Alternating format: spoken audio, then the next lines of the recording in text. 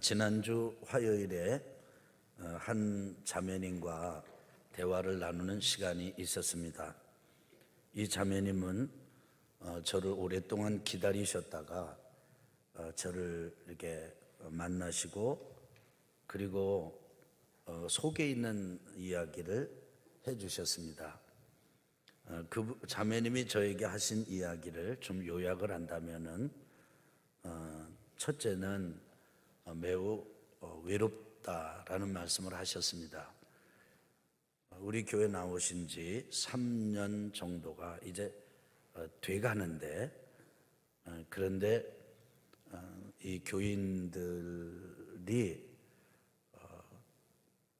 잘 안 알아준다는 거예요. 그리고 아는 척도 별로 안 하고 또 사귀자고 하는 사람도 별로 없고 이제 그런 말씀을 하셨습니다. 그리고 두 번째 하신 말씀은 너무 아프다는 거예요. 특별히 그 질병 고통 가운데 이게 뭐라고 딱 병명이 나온 것도 아니고 그런 병원에 입원하는 그런 병도 아니고 입원을 받아주는 병도 아니고 그런데 너무 아파요.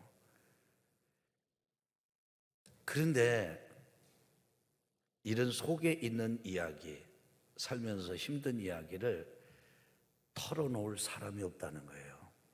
이분은 자녀들이 다 이제 장성해서 결혼해서 나갔습니다. 그리고 혼자 사시는 분입니다. 아주 외로움을 호소하셨습니다. 그 다음에 이분 하시는 말씀이 살고 싶지 않다는 거예요. 자꾸 죽고 싶은 마음이 든다는 겁니다. 그런데 죽을 수도 없다는 거예요. 그러니 살 수도 없고 죽을 수도 없고 이런 마음을 나눠주셨습니다. 그래서 그분을 위해서 기도해드리고 헤어졌습니다. 저는 그 자매님의 이야기를 들으면서 감사했습니다. 왜냐하면 담임 목회자에게 그런 마음을 여는 게 쉽지가 않습니다. 또 감사한 것은 지난주 말씀을 참 어렵게 주여 우리에게도 전도의 열정을 주옵소서 말씀을 전하면서 바울처럼은 못해도 우리가 셀에서 교회 안에서 우리 가정 안에서 가족 안에서 일가 친지들 직장 동료들 우리 이웃 안에 한 사람을 만나서 친구가 돼주고 격려해주고 지지해주자 이 말씀을 전했는데 그것이 정말 하나님께서 주신 마음이었구나 성령께서 주신 그런 가르침이었구나 라고 하는 확증이 됐습니다. 이 자매님과 말씀을 나누는 중에 말이죠. 이제 그렇게 감사하는 마음과 함께 또 하나는 진짜 우리가 이렇게 한 사람을 찾아야 된다. 이런 분들을 누군가 한 사람이 만나주고 연락해주고 이렇게 교제를 나눠주고 지지해주고 격려해주는 이런 친구가 된다면 이거야말로 주님의 손이 되고 발이 되는 것 아니겠습니까? 근데 우리 성도님 중에서 그 마음을 가지고 한 사람을 정해서 찾아갔는데 다음에 또 만나자고 하는 거에는 거절을 당한 분들도 계시더라고요. 그러나 여러분 그 관계없습니다. 그렇게 했다는 게 너무 소중한 거예요. 그런 마음이 하나님께서 얼마나 기뻐하는 마음인지 몰라요. 그런 걸 제가 느꼈습니다. 그리고 마지막으로는 이런 걸 느꼈어요. 지금 나에게 지금 저런 마음을 털어놓는 저분은 정말 좋은 일꾼이다. 뭐하기에 좋은 일꾼인가? 저런 심정을 저분 외에 누가 더 깊이 알겠어요? 누군가 다른 분이 저런 심정을 가지고 있는 분이 계시다면 이분이 만나서 이분이 친구가 되고 이분이 격려해주고 그렇게만 된다면 진짜 이 영적 공감대, 정서적인 공감대가 기가 막히게 형성이 되겠다. 성령께서 정말 역사하시겠다. 이런 생각이 들었습니다. 여러분, 우리가 늘 어디서든 누구에게든 뭐가 이렇게 딱 준비돼 가지고 가르치고 그 다음에 수준이 있어서 가르칠 수 있는 게 아닙니다. 사실은요, 진짜 나를 그냥 나누는 것 이상 도움되는 게 없어요. 이게 최고의 가르침이에요. 이런 점에서 이번 주도 여러분께서 한 분을 찾으시기 바랍니다. 그리고 나야말로 그 대상이야, 누가 오나 나 좀 기다려 보겠어, 이런 분이 바로 찾아가야 될 사람이라는 것도 꼭 기억하시기를 바랍니다. 여러분 승리하시기를 예수님의 이름으로 축원합니다. 자, 우리 옆에 분하고 같이 한번 인사를 더 한번 나누실 텐데, 우리 그 한 사람을 찾읍시다. 한번 해봅시다. 오늘도 사도 바울 이야기를 여러분에게 들려드리고 싶습니다. 이 사도 바울이 가이사랴에서 로마로 이렇게 끌려가게 됐습니다. 재판을 받으러 가는 거예요. 죄수의 신분으로 가는 거였습니다. 원래 바울은 나는 예루살렘에 갔다가 로마도 보아야 할 것이다, 이렇게 생각하고 하나님으로부터 비전을 받고 꿈을 받았는데, 그럴 때는 자기가 죄수의 신분으로 가게 되리라고는 상상하지도 못했습니다. 상상할 수가 없었어요. 그런데 이제 죄수의 신분으로 이 로마로 가고 있습니다. 잡혀가는 것이고 끌려가는 것이죠. 육로로 가지 않고 해로 배를 타고 갔습니다. 과정을 거쳐서 미항이라고 하는 곳에서 떠나서 이 로마로 타고 갔던 그 배는 적은 배가 아닙니다. 사람이 계산해 보니까 276명 정도가 탄 배였습니다. 그러니 이걸 조금 계산하기 좋게 붙이면 그냥 뭐 280명 혹은 뭐 300명 타는 적은 배가 아니고 아주 큰 배였습니다. 이제 배를 타고 이렇게 가는데, 와, 이게 바다, 이게 장난 아닌 거예요. 태풍이 불어 닥쳤습니다. 이게 큰 바람이 불어 닥치는데 이게 얼마나 이게 종잡을 수가 없는지 그냥 꼭 미친 사람 같아요. 그래서 사람들이 부르기를 광풍이라 그렇게 불렀습니다. 근데 이 광풍이 하루만 불고 그때만 불고 이러는 게 아니고요, 계절 따라서 아주 특수한 상황이 되면 그냥 계속 일어났습니다. 그러다 보니까 이름까지 지어서 붙였어요. 한번 여러분 따라해 보실래요? 유라굴로. 이 유라굴로라고 이름이 붙어서 유라굴로 태풍 이렇게 하질 않고 유라굴로 광풍 이렇게 곁들여 가지고 불 만큼 아주 험악한 이게 그냥 태풍이, 광풍이 몰아쳤습니다. 얼마나 이게 광풍이고 힘들었던지 이 선원들, 선장, 선주, 백부장 할 것 없이 사흘을 못 갔어요. 사흘도 되지 않았는데 짐짝 다 내버렸습니다. 그리고 연장도 다 내버렸습니다. 살 소망이 아주 딱 끊어지는 상황에까지 이르렀습니다. 그때 바울이 그들 한가운데, 중앙 가운데 섭니다. 바울이 그들에게 마음을 전하는데 하나님 아버지의 마음을 전합니다. 그리고 그들과 함께 그 풍랑을 극복해 갑니다. 풍랑을 만나서 오히려 바울은 죄수였지만 그 배에 주도권을 쥐고 이끌고 가는 리더가 됐습니다. 풍랑을 만났으나 풍랑 때문에 오히려 지도자가 된 바울. 풍랑을 이기는 바울이 된 것이죠. 여러분과 저도 이 항해하는 나그네와 똑같습니다. 우리 어느 누구도, 여기 있는 우리 누구도 풍랑을 좋아하는 사람은 없습니다. 어려운 일 만나는 것을 유쾌하게 생각하는 사람은 한 사람도 없습니다. 그런데 우리가 살면서 그렇게 만납니다. 그런 일을 당합니다. 그래서 여러분 기억하십시오. 멋진 선장 그리고 훌륭한 지도자는 아주 잔잔한 바다가 만들어내는 게 아니고요, 이렇게 미친 태풍, 거친 바람, 험난한 파도, 이것이 아주 훌륭한 선장을 만들어내는 거죠. 바울이 대표적이지 않습니까?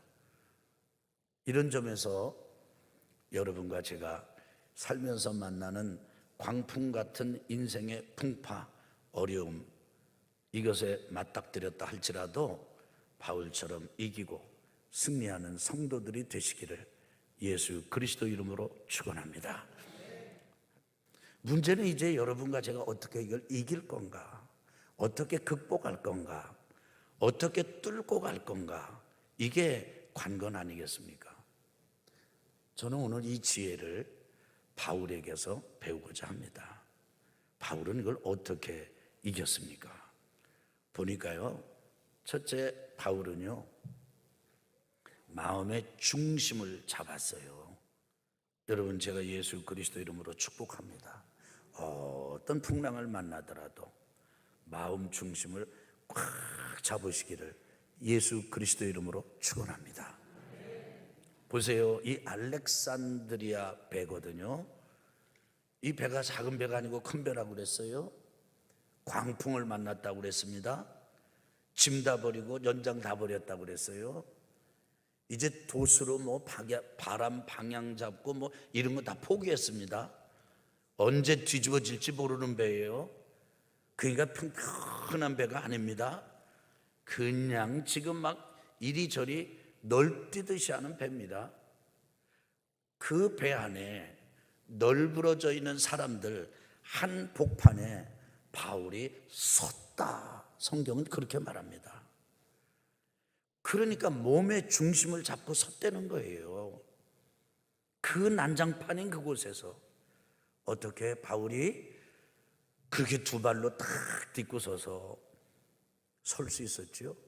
어떻게 그렇게 몸을 세울 수 있었지요?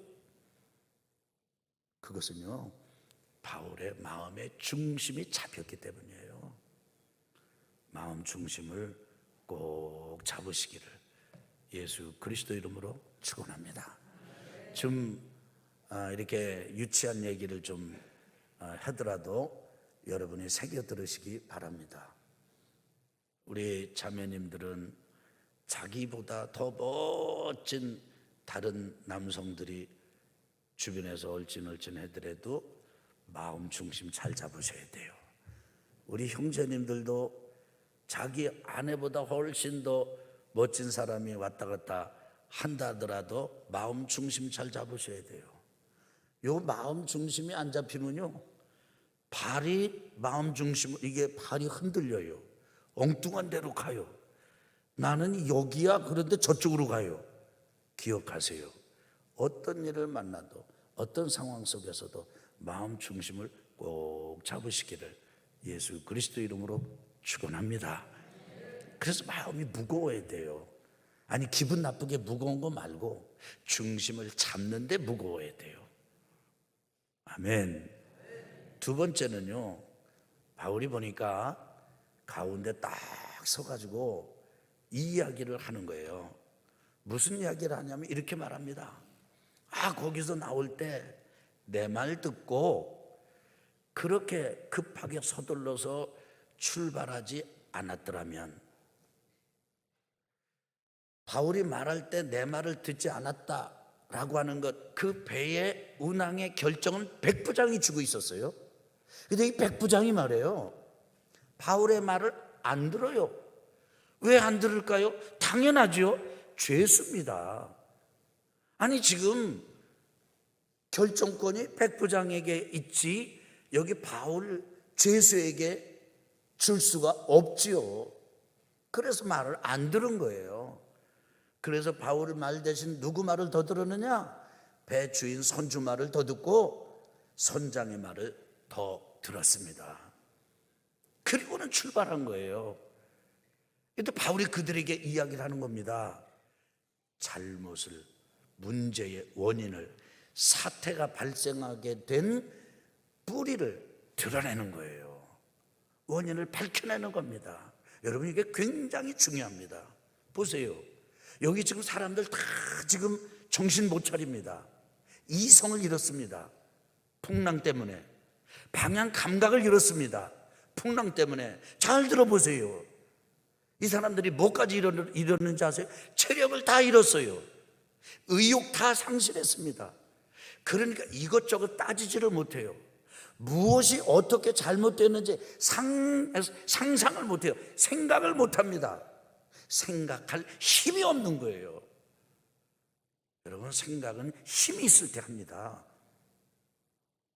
그런데 유일하게 한 사람 바울은요, 거기서 마음 중심 잡고 몸 중심 잡고 그 배에 사람들 한가운데 딱 하게 서가지고 왜 이런 문제가 생겼는지 아느냐? 내가 하는 말, 내가 안내하는 말을 여러분들이 따르지 않았기 때문이다. 이게 굉장히 중요합니다. 여기에서부터 회개가 됩니다. 회개는 그냥 잘못됐습니다, 이게 회개가 절대 아닙니다. 회개는 이렇게 된 원인이 명료하게 될 때부터 회개가 되는 거예요. 볼래요? 이렇게 문제를 알아야, 원인을 알아야 바꿀 수가 있어요. 돌이킬 수가 있어요. 이제부터 이 배에 있는 사람들이 누구 말을 들을까요? 바울의 말을 듣습니다. 바울의 말을 안 들었어요. 왜요? 죄수기 때문에. 비중을 안 뒀어요. 무게를 두지 않았습니다. 가치를 두지 않았습니다. 근데 그게 잘못된 것이다. 이제부터 내가 하는 말을 들어라 라고 했더니 사람들이 들었습니다. 안 듣던 사람들이 들었어요. 안 듣고 다 죽을 지경에 빠진 사람들이 그 자리에서 이 사람의 말을 듣고 마음을 바꾼 거예요. 태도를 바꾼 겁니다. 소위 말하면 돌이킨 거예요. 그리고 바울의 말을 들어요. 그리고 살아요. 여러분, 기억하십시오. 오늘 이 3부 예배에 참석하는 성도 여러분, 형제 여러분, 자매 여러분, 우리가 어떤 일을 겪다 보면요, 어려움을 맞닥뜨리다 보면은 정신을 잃어버려. 마음을 중심이 흐트러져 버려요. 잘못했나 봐. 괜히 이렇게 했나 봐. 나 괜히 하나님 믿으려고 했나 봐. 나 괜히 이거 작정했나 봐. 이거 안 되겠는 걸 막 흔들립니다. 사정없이 흔들립니다. 그리고 그 문제가 왜 생겼는지 생각도 못해요. 그리고는 자기 자신을 저주합니다. 다른 사람 탓을 합니다.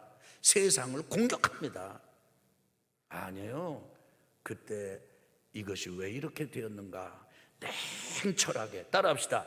뜨겁게, 아주 세게, 뜨겁게, 냉철하게 사태의 원인을 찾아라. 그래야 거기서부터 하나님 이랬습니다, 이거 회개합니다, 요거 바꾸겠습니다, 회개가 되는 거거든요. 이 은혜가 여러분에게 있기를 예수님의 이름으로 축원합니다. 축원합니다.